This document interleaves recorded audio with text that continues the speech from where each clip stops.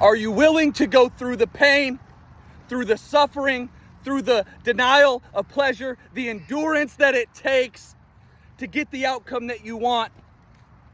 Are you willing to persevere even when it hurts? That's the question we need to ask ourselves, because no matter what, if you want something that's worth having, it's going to take endurance. It's going to take some pain. It's going to take some of those days where you want to quit that you have to push through. This truth is evident. We all know it. Yet, when the trials come, we think we must be on the wrong path. And so we shift, we pivot to something that we think is going to have less resistance. You can't be afraid of the resistance. It's going to happen. There's going to be people that come against you. Look at the most successful people out there, whether you agree with them or not. They always incur a ton of hate. They have to persevere and endure a lot to get the things that they want. They have to risk a lot. Let's look at the ultimate example, Jesus.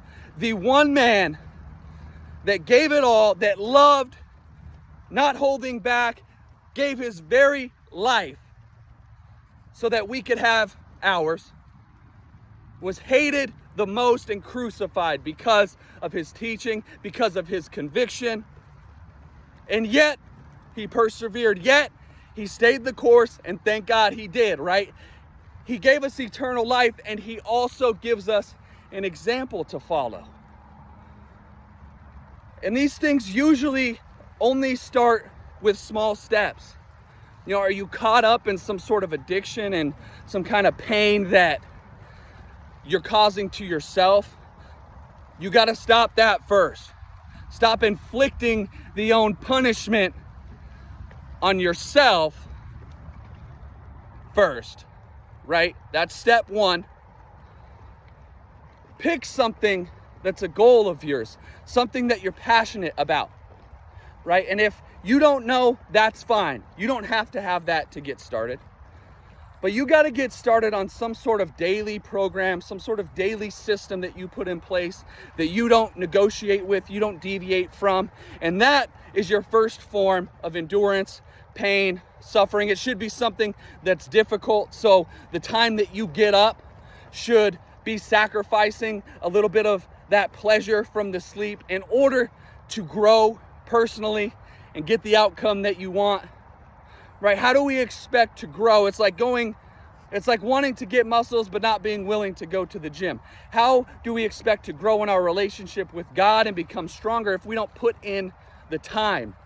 That's what it comes down to. Minutes, seconds, hours devoted to you becoming the person that you want to be, to you becoming more Christ-like.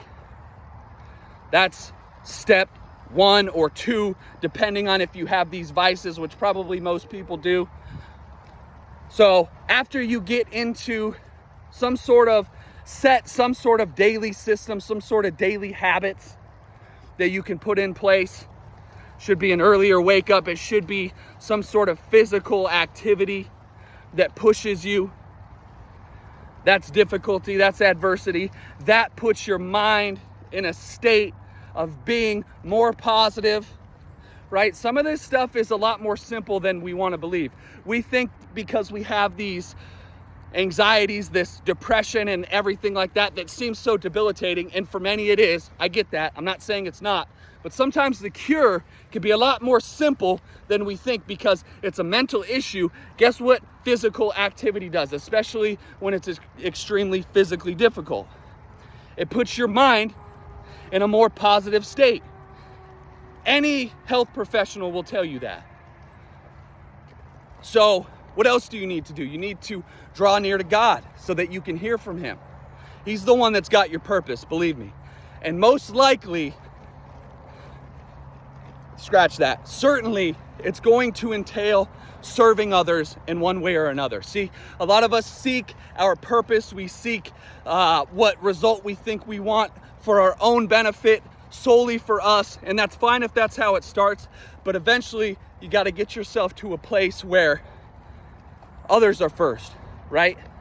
If you're a father, Your family's first, right? So you got to put them as motivation, because there's going to be days that you want to quit, right? And your family has to be, sorry, I'm navigating some, this is a great field, not the best paths, but family, man, or whoever's in your circle of influence, those have to be tied in with that motivation of the purpose that you're seeking, right? And so nutrition is a part of it too. Mix that in with it. Start looking. I have plenty of stuff that you can ask me about, stuff that are in my my school group, SKOOL. It's called Unbound. You can join for free, or you can DM me on the nutrition part, or you can use ChatGPT. Honestly, like, it's not that hard. We have so many tools nowadays. But start taking control of those small steps. And guess what? If you want to get your nutrition right, that's a little suffering too. And I could get better at that. You know, I would have more results if I were willing to suffer a little more in that area. But even just improving that and putting in systems in place whereby many of the things that you eat are systemized, in that you get your macronutrient ratio pretty much every day by eating the same things. This is something that I found. There's a lot of simple ingredients that you can have and whip together pretty simply. Make that the majority of your nutrition, and then, you know, when you fail or when you indulge a little bit, you might not even break your macros, right? You might be able to have pretty, you know, not the most healthy meal and still be within your nutrients for the day if you have that system in place. So, but it's going to take sacrifice, right? That's the reason why we get to be unhealthy, is because we're not willing to stick to nutrition even when it hurts, right? So these are just small steps that we can start with and continually do every day, to where we're sacrificing some of the pleasures that we think we need in order to get the outcome that we know that we want, which is that closer relationship with God. That's all I got today, man. God bless you.